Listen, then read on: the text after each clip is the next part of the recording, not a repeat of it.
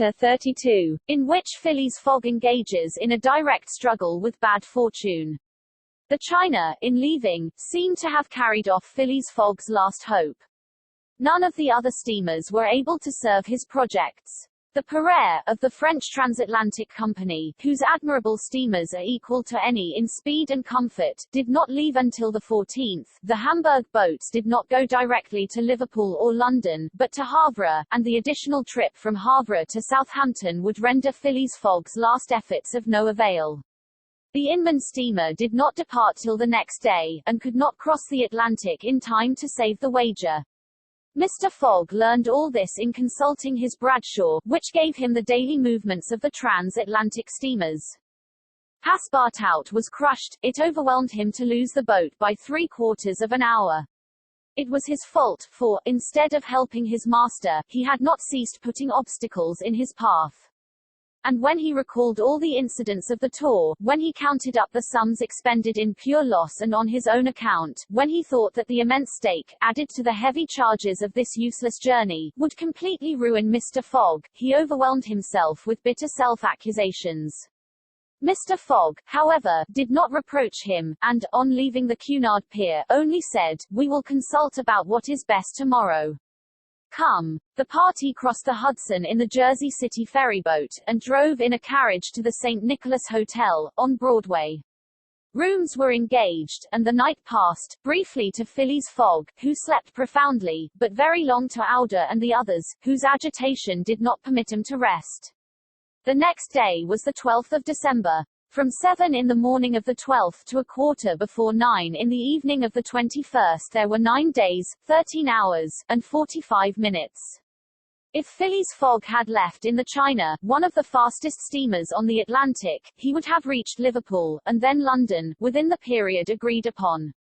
Mr. Fogg left the hotel alone, after giving Passepartout instructions to await his return, and inform Aouda to be ready at an instant's notice.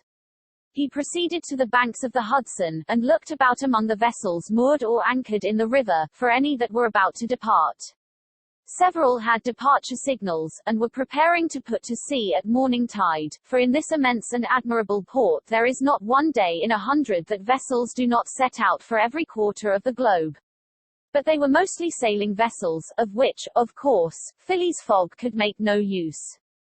He seemed about to give up all hope, when he espied, anchored at the battery, a cable's length off at most, a trading vessel, with a screw, well-shaped, whose funnel, puffing a cloud of smoke, indicated that she was getting ready for departure. Phileas Fogg hailed a boat, got into it, and soon found himself on board the Henrietta, iron-hulled, wood-built above. He ascended to the deck, and asked for the captain, who forthwith presented himself. He was a man of 50, a sort of sea wolf, with big eyes, a complexion of oxidized copper, red hair and thick neck, and a growling voice. The captain asked Mr. Fogg. "I am the captain. I am Phileas Fogg, of London. And I am Andrew Speedy, of Cardiff. You are going to put to sea? In an hour. You are bound for Bordeaux. And your cargo? No freight. Going in ballast. Have you any passengers? No passengers. Never have passengers. Too much in the way. Is your vessel a swift one? Between 11 and 12 knots. The Henrietta, well known. Will you carry me and 3 other persons to Liverpool? To Liverpool. Why not to China? I said Liverpool. No, no, no. I am setting out for Bordeaux, and shall go to Bordeaux. Money is no object. None. The captain spoke in a tone which did not admit of a reply. But the owners of the Henrietta, resumed Phileas Fogg. The owners are myself, replied the captain. The vessel belongs to me. I will freight it for you. No. I will buy it of you. No. Phileas Fogg did not betray the least disappointment, but the situation was a grave one. It was not at New York as at Hong Kong, nor with the captain of the Henrietta as with the captain of the Tankadere. Up to this time money had smoothed away every obstacle. Now money failed. Still, some means must be found to cross the Atlantic on a boat, unless by balloon, which would have been venturesome, besides not being capable of being put in practice. It seemed that Phileas Fogg had an idea, for he said to the captain, "Well, will you carry me to Bordeaux?" "No, not if you paid me $200. I offer you 2,000. Apiece, and there are 4 of you. 4. Captain Speedy began to scratch his head. There were $8,000 to gain, without changing his route, for which it was well worth conquering the repugnance he had for all kinds of passengers. Besides, passengers at $2,000 are no longer passengers, but valuable merchandise. I start at 9 o'clock, said Captain Speedy, simply. Are you and your party ready? We will be on board at 9 o'clock, replied, no less simply, Mr. Fogg.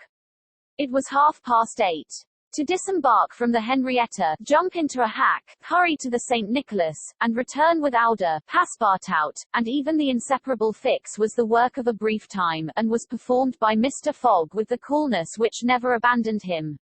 They were on board when the Henrietta made ready to weigh anchor. When Passepartout heard what this last voyage was going to cost, he uttered a prolonged "oh," which extended throughout his vocal gamut.